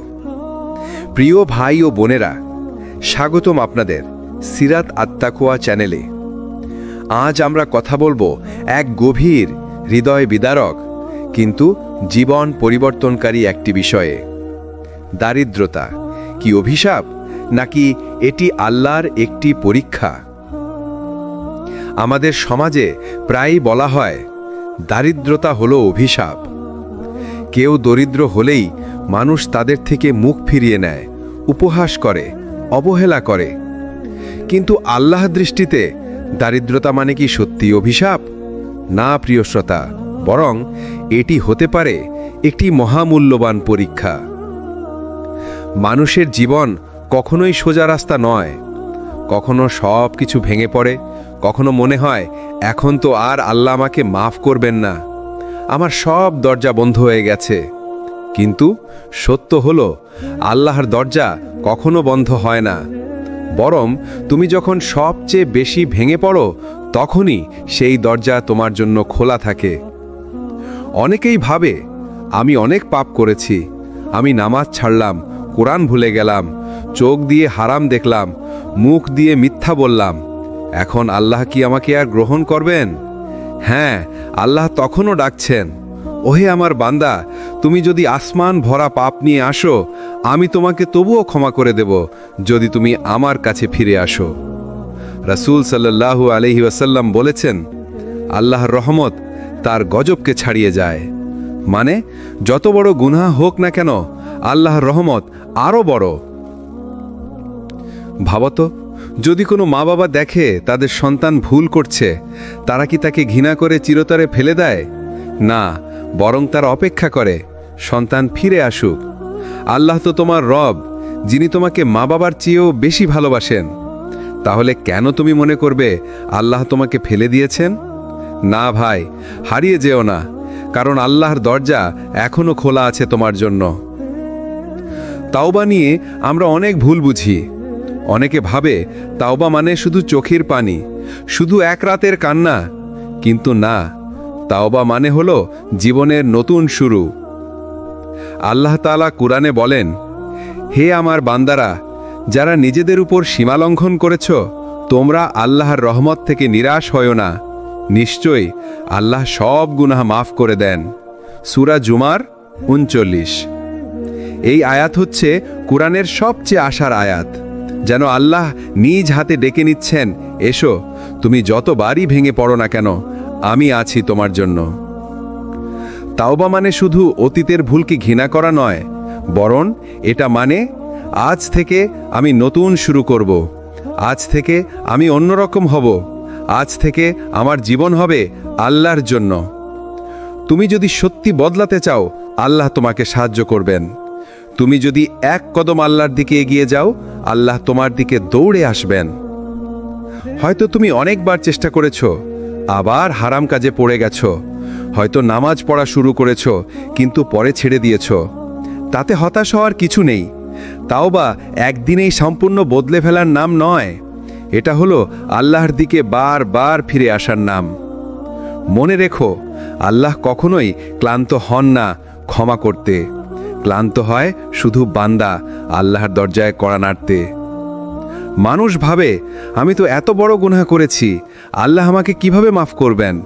কিন্তু আল্লাহর রহমত এতটাই বিশাল যে আমাদের গুনাহ যদি আকাশ ভর্তি হয়, তাও তিনি মাফ করতে পারেন এক মুহূর্তে। রাসূল সাল্লাল্লাহু আলাইহি ওয়াসাল্লাম বলেছেন, বান্দা যদি এমন গুনাহ করে ফেলে যে আসমান ভরে যায়, তারপর আল্লাহর কাছে ক্ষমা চায়, আল্লাহ তাকে মাফ করে দেন। তিরমিজি। দেখু, আমাদের গুনাহ যত বড় হোক, আল্লাহর রহমত তার থেকেও বড়। হয়তো তুমি বারবার হারাম কাজে পড়ে যাচ্ছ, হয়তো তুমি ভাবছো আমার আর কোনো ভবিষ্যৎ নেই। কিন্তু মনে রেখো, যে পাপ তোমাকে আল্লাহর দরজায় কান্নায় ফিরিয়ে আনে, সেই পাপই তোমার জন্য রহমত হয়ে যেতে পারে। কারণ পাপ যদি তোমাকে অহংকারে না ভরিয়ে দেয়, বরং ভেঙে চুরে আল্লাহর সামনে নিয়ে আসে, তাহলে সেই কান্নাই তোমার জন্য জান্নাতের চাবি হয়ে যেতে পারে। তুমি হয়তো নামাজে মনোযোগ রাখতে পারো না, কিন্তু তবুও নামাজ ছাড়ো না, কারণ একদিন সেই নামাজই তোমার জন্য বদলে যাওয়ার দরজা খুলে দেবে। তুমি হয়তো প্রতিদিন তাওবা করো আর পড়ে যাও, কিন্তু হাল ছাড়ো না, কারণ আল্লাহ বারবার ডেকেছেন, আমার দরজা সব সময় খোলা। তাওবা মানে শুধু চোখের পানি ঝরানো নয়, তাওবা হলো একটা প্রতিজ্ঞা, একটা নতুন জীবনের চুক্তি আল্লাহর সঙ্গে। তুমি যখন বলো, ইয়া আল্লাহ, আমি আর ফিরে যেতে চাই না সেই অন্ধকারে, তখন আসলে তুমি শুধু পাপ ছাড়ার কথা বলছো না, তুমি ঘোষণা করছো, আমার জীবন নতুন পথে চলবে। আল্লাহ বলেন, হে ঈমানদারগণ, তোমরা সবাই আল্লাহর কাছে তাওবা করো, যেন তোমরা সফলকাম হতে পারো। সূরা আন-নূর ৩১। এখানে আল্লাহ স্পষ্ট বলে দিচ্ছেন, সফল হতে চাইলে তাওবা ছাড়া কোনো পথ নেই। তাওবা মানে শুধু মুখে বলা নয়, বরং নিজের ভেতর থেকে আল্লাহর দিকে ঘুরে দাঁড়ানো। পাপ ছেড়ে দেওয়া, অর্থাৎ যেই ভুল করছো সেটা থামিয়ে দেওয়া। অনুতপ্ত হওয়া, অন্তরে কষ্ট পাওয়া, আল্লাহর কাছে কান্না করা। ফিরে না যাওয়ার সংকল্প, দৃঢ় প্রতিজ্ঞা করা, আমি আর করব না। মানুষের হক ফেরত দেওয়া, যদি কারো হক নষ্ট করে থাকো সেটা ফিরিয়ে দেওয়া। তাহলেই তাওবা হবে আসল তাওবা। তুমি হয়তো বলবে, কিন্তু আমি বারবার পড়ে যাচ্ছি, তাহলে আমার তাওবা কি কবুল হবে? হ্যাঁ, হবে, কারণ আল্লাহর রসুল সাল্লাল্লাহু আলাইহি ওয়াসাল্লাম বলেছেন, বান্দা যদি দিনে ৭০ বারও তাওবা করে, আল্লাহ তাকে ক্ষমা করেন। আবু দাউদ। তাহলে তুমি যতবারই পড়ো না কেন, যদি বারবার ফিরে আসো, আল্লাহ বারবার তোমাকে গ্রহণ করবেন। ধরো তুমি ডুবে যাচ্ছ পানির মধ্যে, প্রতিবার ডুব দিলে তুমি আবার ভেসে ওঠার চেষ্টা করছো, একদিন না একদিন তুমি কুল পাবে। তাও বা ঠিক সেরকম, প্রতিবার চেষ্টা করা মানে আল্লাহর কাছে সৎভাবে ফিরে আসা। হয়তো একদিন সেই কান্নাই তোমার জীবনের মোড় ঘুরিয়ে দেবে। তাও বা হলো দাগ মুছে দেওয়া, যেমন কালো বোর্ডে চক দিয়ে লিখে ফেললে মুছে দেওয়া যায়, তেমনিভাবে পাপ যত বড়ই হোক, তাওবা করলে আল্লাহ মুছে দেন পুরো অতীত। রসুল সাল্লাল্লাহু আলাইহি ওয়াসাল্লাম বলেছেন, যে ব্যক্তি তাওবা করে সে যেন গুনাহীন মানুষের মতো হয়ে যায়। ইবনে মাজাহ। ভাবো তো, তুমি যদি সত্যি সত্যি ফিরে আসো, তাহলে আল্লাহ তোমাকে একেবারে নতুন জীবন দিয়ে দেন। দারিদ্র মানেই অভিশাপ নয়, বরং দারিদ্র কখনো হয় এক অদৃশ্য দরজা, যা দিয়ে আল্লাহ মানুষকে টেনে নেন তার কাছে। কেউ ভাবে আমার হাতে টাকা নেই মানে আমি ব্যর্থ, কিন্তু আসল সত্য হলো দারিদ্র কখনো ব্যর্থতা নয়, বরং আল্লাহর এক বিশেষ পরীক্ষা। আল্লাহ বলেন, আমি তোমাদের পরীক্ষা করব ভয়, ক্ষুধা, ধন সম্পদের অভাব, জীবন ও ফল ফসলের ক্ষতি দিয়ে, আর ধৈর্যশীলদের সুসংবাদ দাও। সূরা বাকারা 155। দেখো, আল্লাহ নিজেই বলে দিয়েছেন, ক্ষুধা আর দারিদ্র তার পরীক্ষা, অভিশাপ নয় বরং পরীক্ষা। রসুলের অনেক সাহাবী ছিলেন গরিব, তারা অনেক সময় ক্ষুধার্ত অবস্থায় মসজিদে ঘুমোতেন, তাদের অনেকের ঘরে খাবারই ছিল না, কিন্তু আল্লাহ তাদের মাধ্যমে ইসলামকে পুরো দুনিয়ায় ছড়িয়ে দিয়েছেন। তাহলে দারিদ্র যদি সত্যিই অভিশাপ হতো, তাহলে কি আল্লাহ তার প্রিয় সাহাবীদের মধ্যে এত গরিব মানুষকে বেছে নিতেন? ধরো তুমি এক কৃষক, তোমার ঘরে খাবার কম, চাষাবাদ ব্যর্থ হয়েছে। তুমি হয়তো ভাবছ এটা আল্লাহর রাগ, কিন্তু আসলে এটা তোমার জন্য নতুন শিক্ষা। আল্লাহ তোমাকে শক্তিশালী করছেন, তোমাকে নতুন করে চেষ্টা করতে শিখাচ্ছেন। কোনো অভাবই স্থায়ী নয়, বরং অভাব মানুষকে ধৈর্য, সংগ্রাম আর আস্থা শেখায়। দারিদ্র্যের ইতিবাচক দিক: যখন সব দরজা বন্ধ হয়, তখন মানুষ আল্লাহকে ডাকে, এটাই দারিদ্র্যের রহমত। অভাব মানুষকে বিনয়ী করে, যে জানে ক্ষুধার কষ্ট, সে অন্যের প্রতি সহানুভূতিশীল হয়। অভাবের সময়ই বোঝা যায় কে সত্যি তোমার পাশে আছে। এক টুকরো রুটিও তখন নেয়ামত মনে হয়। তুমি যখন ক্ষুধার্ত অবস্থায় আল্লাহর কাছে বলো, ইয়া আল্লাহ, তুমি ছাড়া আমার আর কেউ নেই, তখন আল্লাহর কাছে তোমার সেই কান্না সোনার থেকেও মূল্যবান হয়ে যায়। রসুল সাল্লাল্লাহু আলাইহি ওয়াসাল্লাম বলেছেন, আল্লাহর কাছে সবচেয়ে প্রিয় দোয়া হলো দরিদ্র বান্দার আন্তরিক দোয়া। তিরমিজি। ভাবো তো, তোমার কষ্টই আসলে তোমাকে আল্লাহর কাছে আরো প্রিয় করে তুলছে। দারিদ্র কোনো অভিশাপ নয়, বরং এটা হয়তো সেই দরজা যার ভেতর দিয়ে আল্লাহ তোমাকে জান্নাতের পথে ডাকছেন।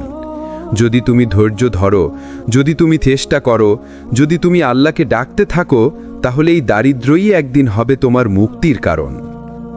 জীবনের প্রতিটি অভাব, প্রতিটি দুঃখ, প্রতিটি অনিশ্চয়তার মাঝেই লুকিয়ে থাকে ধৈর্যের পরীক্ষা। মানুষ ভাবে আমি অভাবে আছি মানে আমি দুর্বল, কিন্তু আসল সত্য হলো অভাব দুর্বলতা নয়, বরং ধৈর্যের শক্তি গড়ে তোলার একমাত্র মাধ্যম। আল্লাহ বলেন, নিশ্চয়ই আল্লাহ ধৈর্যশীলদের সঙ্গে আছেন। সূরা বাকারা 153। দেখো, আল্লাহ বলছেন তিনি তাদের সঙ্গে আছেন, এমন বিশেষ মর্যাদার কারণেই। যদি তুমি ধৈর্য ধরতে পারো, তাহলে দারিদ্রও আর অভিশাপ নয়, বরং আল্লাহর নৈকট্যের সিঁড়ি হয়ে যাবে। রসুলের অনেক সাহাবী ছিলেন অতি দরিদ্র, তাদের অনেকের শরীরে একজোড়া কাপড়ও থাকত না। খাবার না পেয়ে তারা পেটের ওপর পাথর বেঁধে রাখতেন, কিন্তু তারা ধৈর্য ধরেছিলেন। আজ আমরা তাদের নাম শুনলেই ভালোবাসায় ভরে যাই। তাদের দারিদ্রতা ছিল সাময়িক, কিন্তু তাদের ধৈর্যই আজ তাদেরকে অনন্ত মর্যাদার আসনে বসিয়েছে। ভাবো, তুমি এক দরিদ্র শ্রমিক, দিন শেষে ঘরে ফিরছ হাতে অল্প কিছু টাকা নিয়ে। তুমি হয়তো হতাশ হচ্ছ, কিন্তু আল্লাহর কাছে তোমার সেই সামান্য চেষ্টা অমূল্য। কেননা তুমি হালাল উপার্জনের চেষ্টা করছো, তুমি পরিবারকে খাওয়ানোর জন্য কষ্ট করছো। তোমার সেই ঘামের ফোঁটাগুলো আল্লাহর কাছে দোয়ার মতো। রসুল সাল্লাল্লাহু আলাইহি ওয়াসাল্লাম বলেছেন, কোনো মুসলিম যখন কোনো কষ্টে ধৈর্য ধরে, আল্লাহ তার জন্য পাপ মুছে দেন এবং মর্যাদা বাড়িয়ে দেন। বুখারী ও মুসলিম। অর্থাৎ তোমার প্রতিটি চোখের পানি, প্রতিটি ধৈর্যের মুহূর্ত তোমার জান্নাতের সিঁড়ি হয়ে যাচ্ছে। একবার একটু কল্পনা করো, কেউ অভাবে আছে তবুও নামাজ পড়ে যাচ্ছে, দোয়া করছে, পরিশ্রম করছে, হাল ছাড়ছে না। আরেকজন আছে সম্পদে ভরা কিন্তু আল্লাহকে ভুলে গেছে। তাহলে আসল সফল কে? আল্লাহর কাছে তো সেই দরিদ্র মানুষই সফল যে অভাবেও ধৈর্য ধরে আছে। দারিদ্র্য হয়তো কষ্টকর, কিন্তু সেটা অভিশাপ নয়। যদি তুমি ধৈর্য ধরো তাহলে অভাবও তোমাকে উঁচু করবে। ধৈর্যই সেই শক্তি যা দারিদ্র্যকে রূপান্তরিত করে আশীর্বাদে। তুমি হয়তো ভাবছো, আমি তো অনেক দিন ধরে দোয়া করছি, কষ্ট সহ্য করছি, কিন্তু পরিবর্তন তো আসছে না। মনে রেখো, আল্লাহ কখনো দেরি করেন না, বরং তিনি সময় মতো দেন। অভাবের পরেই সমৃদ্ধি আসে, অন্ধকার রাতের পরেই ভোর হয়। আল্লাহ বলেন, নিশ্চয়ই কষ্টের সাথেই সহজই আছে, নিশ্চয়ই কষ্টের সাথেই সহজই আছে। সূরা ইনশিরাহ 5-6। এখানে আল্লাহ একই কথা দুইবার বলেছেন যাতে তুমি ভুলে না যাও, যেন তোমার হৃদয় নিশ্চিত হয় কোনো কষ্টই স্থায়ী নয়। প্রতিটি দুঃখের সঙ্গেই আল্লাহ সমাধান পাঠিয়ে দেন। হযরত ইউসুফ আলাইহিসসালামকে ভাইয়েরা কূপে ফেলে দিয়েছিল, তিনি দাস হিসাবে বিক্রি হয়েছিলেন, বছরের পর বছর জেলখানায় কাটিয়েছেন। কিন্তু আল্লাহর পরিকল্পনা ছিল ভিন্ন। সেই জেলখানার মানুষই পরে রাজাকে জানালো ইউসুফের ব্যাখ্যার ক্ষমতার কথা। আর একদিন ইউসুফ আলাইহিসসালাম হলেন মিশরের রাজকোষের দায়িত্বশীল মন্ত্রী। অভাবের পরেই সমৃদ্ধি আসে, অন্ধকারের পরেই আলো আসে। সাহাবী বিলাল রাদিয়াল্লাহু তিনি ছিলেন একজন দাস, তার কোনো সম্পদ ছিল না। মালিক তাকে বালুর উপর ফেলে পাথর দিয়ে চাপা দিত, কেবল আল্লাহর একত্বে বিশ্বাস করায়। কিন্তু আজ তুমি নামাজ পড়লে হে বিলাল আজান দাও, এই শব্দের কথা মনে পড়ে যায়। দুনিয়ার প্রতিটি মসজিদে আজান হলো সেই বিলালের উত্তরাধিকার। অভাব তার কাছে ছিল সাময়িক, ধৈর্যের পরেই তার মর্যাদা চিরস্থায়ী হলো। ধরো একদিন তোমার চাকরি চলে গেল, তুমি হতাশ হয়ে পড়লে, কিন্তু ধৈর্য ধরলে। কিছুদিন পর হয়তো নতুন একটা সুযোগ আসলো যা আগের চেয়ে অনেক ভালো। তুমি হয়তো সেই চাকরি হারানোটা তখন বুঝতে পারোনি কেন হলো, কিন্তু পরে বুঝলে আল্লাহ তোমাকে ভালো কিছুর জন্য প্রস্তুত করছিলেন। তুমি হয়তো আজ দারিদ্র্যে আছো, কিন্তু জানো কি, হয়তো আল্লাহ তোমার জন্য এমন এক দরজা খুলে দেবেন যেটা তুমি কোনোদিন ভাবোনি। কারণ আল্লাহর রহমত কখনো দেরি করে আসে না, তিনি সব সময় মতো দেন। রাসূল সাল্লাল্লাহু আলাইহি ওয়াসাল্লাম বলেছেন, জেনে রাখো, আল্লাহ সাহায্য ধৈর্যের সাথে, স্বস্তি কষ্টের সাথে, আর সহজই কষ্টের সাথে। তিরমিজি। তোমার অভাব একদিন শেষ হবেই, তোমার চোখের পানি একদিন থামবেই, কারণ এটা আল্লাহর প্রতিশ্রুতি। অভাবের পরেই সমৃদ্ধি। তাই আজ যে কষ্ট তুমি সহ্য করছো, একদিন সেই কষ্টই হবে তোমার হাসির কারণ। তুমি কি জানো মানুষের সবচেয়ে বড় ভয় কি? দারিদ্র্য নয়, ক্ষুধা নয়, বরং ভবিষ্যতের অনিশ্চয়তা। এই ভয়েই মানুষকে ভিতরে ভিতরে খেয়ে ফেলে। কেউ ভাবে, আমি কিভাবে বাঁচব, আমার পরিবার কিভাবে চলবে। কিন্তু আসল সত্য হলো, যদি আল্লাহ তোমার সঙ্গে থাকেন তাহলে তোমার কোনো ভয় নেই।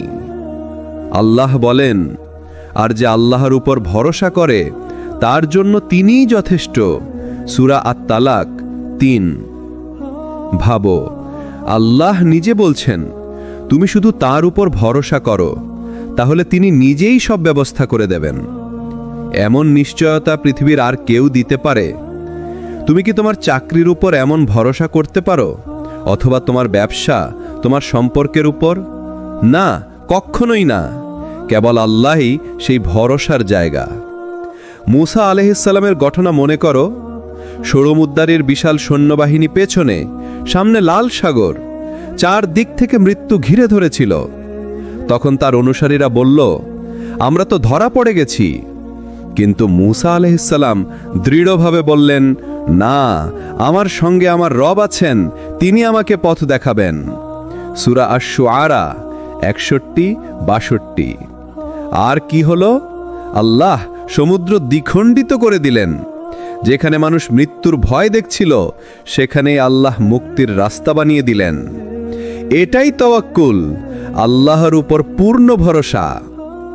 বদরের যুদ্ধে মুসলমানরা ছিল মাত্র ৩১৩ জন, অস্ত্রশস্ত্র প্রায় কিছুই ছিল না। অন্যদিকে কুরাইশ বাহিনী ছিল ১০০০ জন, পুরোপুরি সজ্জিত। মানুষের হিসেব অনুযায়ী মুসলমানদের পরাজিত হওয়ারই কথা, কিন্তু তারা আল্লাহর উপর ভরসা করেছিল। ফলাফল, আল্লাহ ফেরেশতা পাঠালেন, আর সেই দুর্বল মুসলমানরা বিজয়ী হল। সংখ্যায় বড় হওয়া নয়, সম্পদে সমৃদ্ধ হওয়া নয়, আল্লাহর উপর ভরসাই হল আসল শক্তি। আজ তুমি হয়তো দারিদ্র্যে আছো, চাকরিহীন, হয়তো ব্যবসায় ক্ষতিগ্রস্ত। তুমি প্রতিদিন ভয় পাচ্ছ, আমার ভবিষ্যৎ কি হবে? কিন্তু মনে রেখো, তুমি যে রিজিক খাচ্ছ, যে অক্সিজেন নিচ্ছ, যে হৃৎপিণ্ড ধুকপুক করছে, এ সবই আল্লাহর নিয়ন্ত্রণে। যদি তিনি এত কিছু বিনা কারণে দিয়ে থাকেন, তাহলে তোমার ভবিষ্যতের ব্যবস্থা তিনি কেন করবেন না? অনেকে তাওয়াক্কুল মানে চেষ্টা না করে শুধু বসে থাকা ভাবে, কিন্তু আসল তাওয়াক্কুল হলো চেষ্টা করা প্লাস আল্লাহর উপর আস্থা রাখা। রাসূল সাল্লাল্লাহু আলাইহি ওয়াসাল্লাম বলেছেন, যদি তোমরা আল্লাহর উপর সত্যিকার ভরসা করতে, তাহলে তিনি তোমাদেরকে পাখির মতো রিজিক দিতেন। পাখি সকালে খালি পেটে বের হয় আর সন্ধ্যায় ভোরে ফিরে আসে। তিরমিজি। পাখি কিন্তু বাসায় বসে থাকে না, সে চেষ্টা করে, উড়ে যায়, খোঁজে, কিন্তু রিজিকের নিশ্চয়তা দেয় আল্লাহ। তুমি যদি আল্লাহর উপর ভরসা রাখো, তাহলে দারিদ্র তোমাকে কখনো ভাঙতে পারবে না, কারণ তুমি জানবে অভাব সাময়িক, কিন্তু আল্লাহর প্রতিশ্রুতি চিরস্থায়ী। যখন ভয় তোমাকে গ্রাস করবে, তখন মনে রেখো আল্লাহ আমার সাথে আছেন। এই একটা চিন্তা সব ভয় দূর করে দেবে। তাওয়াক্কুল হলো সেই চাবি যা অভাবকে বদলে দেয় আশা ভরসায়, যা অন্ধকারকে আলোকিত করে। তুমি যদি সত্যিকার তাওয়াক্কুল করো, তাহলে দারিদ্র্য কখনো অভিশাপ হবে না, বরং হবে তোমার জান্নাতের সিঁড়ি। দারিদ্রতা নিয়ে মানুষের এক বড় ভুল ধারণা, এটি যেন চিরস্থায়ী অন্ধকারময় কোনো অভিশাপ। কিন্তু কুরআনুল কারীম এবং হাদিসে আমরা দেখি আল্লাহ দারিদ্রতাকে অনেক সময় বান্দার ঈমান, ধৈর্য এবং তাওয়াক্কুলের পরীক্ষা হিসেবে রাখেন। রাসূলুল্লাহ সাল্লাল্লাহু আলাইহি ওয়াসাল্লাম বলেছেন, আমি তোমাদের জন্য দরিদ্রতাকে ভয় করি না, আমি ভয় করি তোমাদের জন্য দুনিয়ার প্রসারিত হওয়া নিয়ে, যেমনটা তোমাদের পূর্ববর্তী লোকদের জন্য হয়েছিল। তারপর তোমরা প্রতিযোগিতা করবে যেমনটা তারা করেছিল, এবং এটি তোমাদেরকেও ধ্বংস করবে যেমনটা তাদের ধ্বংস করেছিল। সহিহ বুখারী, সহিহ মুসলিম। এই হাদিস আমাদের সামনে একটি বাস্তব সত্য প্রকাশ করে। দারিদ্রতা যতটা ভয়ঙ্কর মনে হয়, তার থেকেও বেশি ভয়ঙ্কর হল ধনসম্পদের মোহ, অহংকার এবং দুনিয়ার প্রতিযোগিতায় ডুবে যাওয়া। দারিদ্রতার পরীক্ষার আসল সৌন্দর্য যখন একজন গরিব মানুষ ক্ষুধার কষ্ট সহ্য করে আল্লাহর কাছে ফরিয়াদ করে, তখন আল্লাহ তার সেই আহাজারি অগ্রাহ্য করেন না। রাসূলুল্লাহ সাল্লাল্লাহু আলাইহি ওয়াসাল্লাম বলেছেন, অনেক সময় একজন গরিব মানুষ এতটা গ্রহণযোগ্য দোয়া করে, যার মাধ্যমে পর্বতসম মুশকিলও দূর হয়ে যায়। দারিদ্রতার মাধ্যমে একজন বান্দা সত্যিকার দোয়ার শক্তি বুঝতে পারে, সন্তুষ্টির স্বাদ আস্বাদন করে, আর আল্লাহর সঙ্গে এমন একটি সম্পর্ক গড়ে তোলে যেটা অনেক ধনী মানুষের পক্ষে সম্ভব নয়। ধনীদের ঈর্ষা নয়, তাকওয়া চাই। কুরআনে আল্লাহ বলেন, তাদের চোখ তোমার প্রতি ঝলমল করবে না যারা এই দুনিয়ার চাকচিক্যের ভোগবিলাস পেয়েছে, এগুলো কেবল দুনিয়ার সাময়িক ভোগ। সূরা তহা 131। অর্থাৎ দারিদ্রতা কখনো লজ্জার নয়, বরং এটি সেই অবস্থা যেখানে বান্দা চাইলে আল্লাহর সবচেয়ে কাছের বন্ধু হয়ে উঠতে পারে। ইতিহাসে আমরা দেখি অনেক সাহাবী ছিলেন দরিদ্র। আবু হুরায়রা রাদিয়াল্লাহু ক্ষুধায় কাতর হয়ে রাসূলের দরবারে যেতেন, তবু হাদিস বর্ণনার দুনিয়ার সেরা সম্পদ তিনি অর্জন করেছেন। বেলাল রাদিয়াল্লাহু একজন দাস থেকে ইসলামের ইতিহাসে অমর নাম। রাসূলে নিজেও কখনো কখনো কয়েক দিন পর্যন্ত ঘরে আগুন জ্বালাননি, অথচ আল্লাহের কাছে তিনি ছিলেন সবচেয়ে প্রিয়। দারিদ্রতা কি অভিশাপ নাকি পরীক্ষা? এর উত্তর নির্ভর করছে আপনি সেটিকে কিভাবে গ্রহণ করছেন।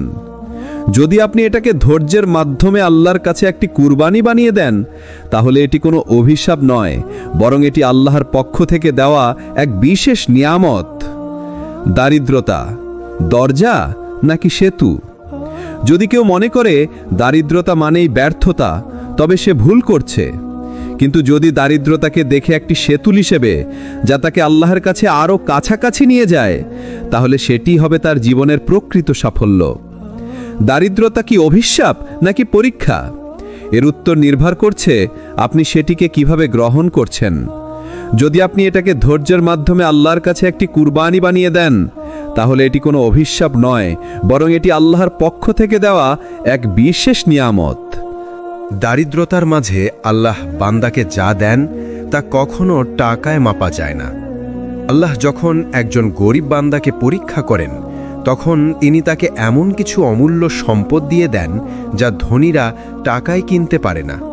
কোরআনে আল্লাহ বলেন, আর অবশ্যই আমি তোমাদের পরীক্ষা করব ভয়, ক্ষুধা, ধনসম্পদের ক্ষতি, জীবন ও ফলের ক্ষতি দ্বারা, আর ধৈর্যশীলদের সুসংবাদ দাও। সূরা বাকারা 155। ধৈর্য হলো এমন এক শক্তি যা জীবনের প্রতিটি পরীক্ষায় আপনাকে জয়ী করে। গরিব মানুষ যখন ক্ষুধার্ত অবস্থায় ধৈর্য ধরে, তখন আল্লাহর ফেরেশতারা তার নাম লিখে রাখে, এ বান্দা আল্লাহর জন্য সহ্য করছে। যখন মানুষ নিজের হাতে কিছুই রাখে না, তখন সে আল্লাহর হাতের দিকে তাকিয়ে থাকে। এটাই তাওয়াক্কুল। রাসূল সাল্লাল্লাহু আলাইহি ওয়াসাল্লাম বলেছেন, যদি তোমরা আল্লাহর উপর সত্যিকার ভরসা করতে, তবে আল্লাহ তোমাদের রিজিক দিতেন যেমন তিনি পাখিদের দেন। তারা সকালে ক্ষুধার্ত বের হয় আর সন্ধ্যায় পেট ভরে খিরে আসে। তিরমিজি। দারিদ্রতা মানুষকে শেখায় অলরাউন্ড সিকিউরিটি কেবল আল্লাহর কাছে। রাসূল সাল্লাল্লাহু আলাইহি ওয়াসাল্লাম বলেছেন, ধনী সে নয় যার প্রচুর সম্পদ আছে, বরং প্রকৃত ধনবান সে যার অন্তরে কনাত আছে। সহিহ বুখারী, মুসলিম। অর্থাৎ একজন দরিদ্র মানুষ যদি সন্তুষ্ট হয়ে যায়, সে ধনীদের থেকেও বেশি সুখী হয়ে যায়। গরিব মানুষের দোয়া আল্লাহ অনেক দ্রুত কবুল করেন। একজন দরিদ্র মানুষের হৃদয় থেকে বের হওয়া দোয়া পাহাড় সম সমস্যাকেও গলিয়ে দেয়। রাসূল সাল্লাল্লাহু আলাইহি ওয়াসাল্লাম বলেছেন, তুমি যদি গরিবকে খাওয়াও, তবে তুমি আমাকে খাওয়ানোর মতো। সহিহ মুসলিম। এখানেই বোঝা যায় গরিবের মর্যাদা আল্লাহর কাছে কত উঁচু। আখিরাতের সম্পদ। রাসূল সাল্লাল্লাহু আলাইহি ওয়াসাল্লাম বলেছেন, আমি জান্নাতে তাকালাম, দেখলাম তার অধিকাংশই গরিব মানুষ। সহিহ মুসলিম। অর্থাৎ দারিদ্রতা আখিরাতের জন্য এক বিশাল সম্পদ হয়ে যায়। দুনিয়ায় কিছু না থাকার বিনিময়ে আখিরাতে তারা পাবে অফুরন্ত নিয়ামত। তাহলে বোঝা গেল, দারিদ্রতা যদি আল্লাহর জন্য ধৈর্য ও তাওয়াক্কুলের সঙ্গে গ্রহণ করা যায়, তবে সেটিই আসল সম্পদ। এটি মানুষের ভেতরে তৈরি করে এমন শক্তি যা ধনীরা কখনো টাকায় পায় না। দারিদ্রতা যখন মানুষকে আল্লাহর দরজায় পৌঁছে দেয়, তখন এক অদ্ভুত দৃশ্য দেখা যায়। মানুষ সব কিছু থেকে মুখ ফিরিয়ে আল্লাহর দিকে ফিরে আসে, কারণ সে জানে তার দারিদ্রতার সমাধান কেবল আল্লাহর কাছেই। দারিদ্রতা মানুষকে করে বিনয়ী। গরিব মানুষ আল্লাহর সামনে দাঁড়িয়ে কান্না করে, তার দোয়ায় থাকে অমলিন সততা। ধনী মানুষ অনেক সময় অহংকারে ভোগে, কিন্তু দরিদ্র মানুষের হৃদয় নরম থাকে। রাসূল সাল্লাল্লাহু আলাইহি ওয়াসাল্লাম বলেছেন, আল্লাহ আমাকে ওয়াহি করেছেন, তোমরা বিনয়ী হও, যাতে কেউ কারো উপর গর্ব না করে এবং কেউ কারো উপর জুলুম না করে। মুসলিম। দারিদ্রতা মানুষকে অহংকার থেকে বাঁচায় এবং বিনয়ী করে তোলে। দারিদ্রতা মানুষকে দোয়ার মানুষ করে। একজন দরিদ্র বান্দা যখন আল্লাহর কাছে হাত তোলে, তখন তার চোখ দিয়ে গড়িয়ে পড়ে অশ্রু। এই অশ্রুই আকাশে পৌঁছায়, আর আল্লাহ বলেন, এ বান্দার জন্য দোয়া করা আমার উপর আবশ্যক। রাসূল সাল্লাল্লাহু আলাইহি ওয়াসাল্লাম বলেছেন, 3 ব্যক্তির দোয়া ফিরিয়ে দেওয়া হয় না: মজলুমের দোয়া, রোজাদারের দোয়া এবং ভ্রমণকারীর দোয়া। তিরমিজি। দরিদ্র মানুষের হৃদয় ভেঙে ভেঙে দোয়া আল্লাহ দ্রুত কবুল করেন। দারিদ্রতা মানুষকে আখিরাতমুখী করে। যখন কারো হাতে দুনিয়ার কিছু থাকে না, তখন তার দৃষ্টি চলে যায় আখিরাতের দিকে। সে ভাবে, এখানে আমি কিছুই পেলাম না, কিন্তু আল্লাহ আমার জন্য রেখেছেন চিরস্থায়ী সম্পদ। কোরআনে আল্লাহ বলেন, আর পরকালই তোমার জন্য উত্তম দুনিয়ার চেয়ে। সূরা আদ-দুহা। এ আয়াত দরিদ্র মানুষের হৃদয়ে এক অপার শান্তি এনে দেয়। দারিদ্রতা মানুষকে আল্লাহর সঙ্গে সংযুক্ত করে। একজন গরিব মানুষ যখন নামাজ পড়ে, তার চোখে ভেসে ওঠে জীবনের কষ্ট, ক্ষুধা, অভাব, কিন্তু সেই নামাজই তাকে আল্লাহর সান্নিধ্যে পৌঁছে দেয়। সে বুঝে যায়, আমি একা নই, আল্লাহ আমার সঙ্গে আছেন। রাসূল সাল্লাল্লাহু আলাইহি ওয়াসাল্লাম বলেছেন, সর্বাধিক কাছাকাছি হয় বান্দা তার রবের কাছে সিজদার সময়। সহিহ মুসলিম। গরিবের সিজদা অনেক সময় আল্লাহর কাছে সবচেয়ে প্রিয় হয়। তাই দেখা গেল, দারিদ্রতা মানুষকে কেবল ক্ষুধার্ত করে না, বরং তাকে নিয়ে যায় আল্লাহর দরজায়। সেই দরজায় পৌঁছানোই মানুষের আসল সফলতা। দারিদ্রতা এটি এক রহস্যময় অবস্থা। কারো জন্য এটি হয় আল্লাহর রহমতের দরজা, আবার কারো জন্য এটি হয়ে দাঁড়ায় হতাশার ফাঁদ। এখানে আসল পার্থক্য তৈরি হয় বান্দা কিভাবে দারিদ্রতাকে গ্রহণ করে। যখন দারিদ্রতা হয় রহমতের দরজা, যদি একজন গরিব মানুষ ধৈর্য ধরে, তাওয়াক্কুল করে এবং আল্লাহর সঙ্গে তার সম্পর্ক দৃঢ় করে, তাহলে দারিদ্রতা হয়ে যায় তার জন্য রহমতের বিশাল দরজা। রাসূল সাল্লাল্লাহু আলাইহি ওয়াসাল্লাম বলেছেন, কত গরিব ও দরিদ্র আছে যাদের প্রতি কেউ ভ্রুক্ষেপ করে না, অথচ যারা যদি আল্লাহর নামে শপথ করে, আল্লাহ তাদের শপথ পূর্ণ করে দেন। সহিহ মুসলিম। এর মানে গরিব বান্দার মর্যাদা আল্লাহর কাছে এত উঁচু যে আল্লাহ তার কথাকেও অকারণ ফিরিয়ে দেন না। কোরআনে আল্লাহ প্রতিশ্রুতি দিয়েছেন, নিশ্চয়ই কষ্টের সঙ্গে আছে স্বস্তি, নিশ্চয়ই কষ্টের সঙ্গে আছে স্বস্তি। সূরা ইনশিরাহ। অর্থাৎ দারিদ্রতা যদি তুমি আল্লাহর জন্য সহ্য করো, তবে এর সঙ্গে থাকবে রহমত ও আশীর্বাদ। যখন দারিদ্রতা হয় হতাশার ফাঁদ। অন্যদিকে যদি একজন মানুষ আল্লাহর উপর ভরসা না করে, বরং অভিযোগ, হতাশা আর অভিযোগের মধ্যে ডুবে থাকে, তাহলে দারিদ্রতা হয়ে যায় তার জন্য ধ্বংসের কারণ। সে ভাবে, আল্লাহ আমাকে ভুলে গেছেন, আল্লাহ আমাকে ভালোবাসেন না। এভাবেই শয়তান তাকে হতাশার ফাঁদে ফেলে দেয়। কিন্তু কোরআনে আল্লাহ সতর্ক করেছেন, আল্লাহর রহমত থেকে নিরাশ হয় না, কেবল কাফির সম্প্রদায়ই নিরাশ হয়। সূরা ইউসুফ 87। হতাশা কোনো সমাধান নয়, বরং এটি আল্লাহ থেকে দূরে নিয়ে যায়। রহমত না হতাশা, এটা নির্ভর করে তোমার দৃষ্টিভঙ্গির উপর। একই অবস্থাকে কেউ নেয় রহমত হিসেবে, আবার কেউ নেয় হতাশা হিসেবে। দারিদ্রতা আসলে একটা আয়না, যেখানে প্রতিফলিত হয় তোমার ঈমানের মান। যদি ঈমান থাকে দৃঢ়, তাহলে দারিদ্রতা তোমাকে আল্লাহর কাছে আরও নিকটবর্তী করে। আর যদি ঈমান থাকে দুর্বল, তাহলে দারিদ্রতা তোমাকে নিয়ে যায় হতাশার দিকে। দারিদ্রতা হলো এক পরীক্ষা, আর এই পরীক্ষার মাধ্যমে তুমি নিজেকে চিনতে পারো। এটি তোমাকে দেখিয়ে দেয় তুমি আল্লাহর প্রতি কতটা ভরসা করো। এটি প্রমাণ করে তোমার অন্তরের আশা কি মানুষে বাধা নাকি আল্লাহতে। তাহলে দারিদ্রতা কখনো সরাসরি অভিশাপ নয়, এটি হয় রহমতের দরজা যদি তুমি আল্লাহকে আঁকড়ে ধরো, আর হয় হতাশার ফাঁদ যদি তুমি শয়তানের ফাঁদে পড়ে যাও। গরিবদের মর্যাদা আল্লাহর কাছে কেন তারা বেশি প্রিয়? এই প্রশ্নের উত্তর দিলে আমাদের দারিদ্রতা সম্পর্কে ধারণা বদলে যাবে। অনেক সময় সম্পদ মানুষকে করে উদ্ধত, দম্ভিত, কিন্তু দারিদ্রতা মানুষকে করে বিনয়ী ও নরম হৃদয়ের। রাসূল সাল্লাল্লাহু আলাইহি ওয়াসাল্লাম বলেছেন, জান্নাতের দরজায় আগে প্রবেশ করবে গরিবরা, ধনীদের থেকে অর্ধেক দিন আগে, যা 500 বছরের সমান। তিরমিজি। এ থেকেই বোঝা যায় গরিব মানুষের বিনয় ও ঈমান আল্লাহর কাছে কত মূল্যবান। গরিবদের দোয়া কবুল হয় দ্রুত। রাসূল সাল্লাল্লাহু আলাইহি ওয়াসাল্লাম বলেছেন, অনেক অগোছালো চেহারার দরজায় ধাক্কা দিলে তাকে কেউ পাত্তা দেয় না, কিন্তু সে যদি আল্লাহর নামে শপথ করে, আল্লাহ তার শপথ পূর্ণ করে দেন। মুসলিম। গরিব মানুষের দোয়া ও শপথ এতটাই ওজনদার যে আল্লাহ তা কবুল করতে দেরি করেন না। গরিবরা আখিরাতে এগিয়ে থাকবে। রাসূল সাল্লাল্লাহু আলাইহি ওয়াসাল্লাম বলেছেন, আমি জান্নাতে তাকালাম, দেখলাম তার অধিকাংশই গরিব মানুষ। মুসলিম। কারণ ধনীকে তার সম্পদ নিয়ে জবাবদিহিতা করতে হবে, কিন্তু গরিব মানুষকে অনেক কিছু নিয়ে হিসাব দিতে হয় না। তাই গরিবের হিসাব নিকাশ তুলনামূলক সহজ। প্রতিদিনের ক্ষুধা, কষ্ট, অভাব এগুলো হলো ধৈর্যের ক্লাস। যে গরিব মানুষ এগুলো সহ্য করে সে ধৈর্যের এমন লেভেলে পৌঁছায় যেখানে আল্লাহ তাকে অত্যন্ত ভালোবাসেন। কোরআনে আল্লাহ বলেন, নিশ্চয়ই আমি তোমাদের কষ্টকে বৃথা যেতে দেব না। সূরা আলে ইমরান 195। তাই তোমার প্রতিটি কষ্ট আসলে ভবিষ্যতের জান্নাতি সম্পদ। দারিদ্রতা একদিকে ধৈর্যের পরীক্ষা, অন্যদিকে রহমতের চাবি।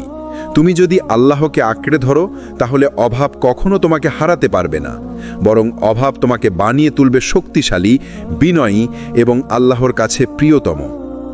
তাহলে উত্তর একটাই, দারিদ্রতা অভিশাপ নয়, এটি পরীক্ষা। আর যে এই পরীক্ষায় উত্তীর্ণ হয় সে হয়ে যায় আল্লাহর প্রিয় বান্দা। আল্লাহ আমাদের সবাইকে দারিদ্রতার পরীক্ষায় উত্তীর্ণ হওয়ার তৌফিক দিন। আমরা যেন কখনো হতাশ না হয়ে আল্লাহর দরজায় ফিরে আসতে পারি। যদি ভিডিওটি আপনার হৃদয়ে একটু হলেও আলো জ্বালায় তাহলে লাইক, কমেন্ট, শেয়ার করতে ভুলবেন না। আর আমাদের চ্যানেল সিরাত আত-তাকওয়াতে সাবস্ক্রাইব করুন নতুন নতুন ইসলামী প্রেরণাদায়ক ভিডিওর জন্য। আসসালামু আলাইকুম ওয়া রাহমাতুল্লাহ।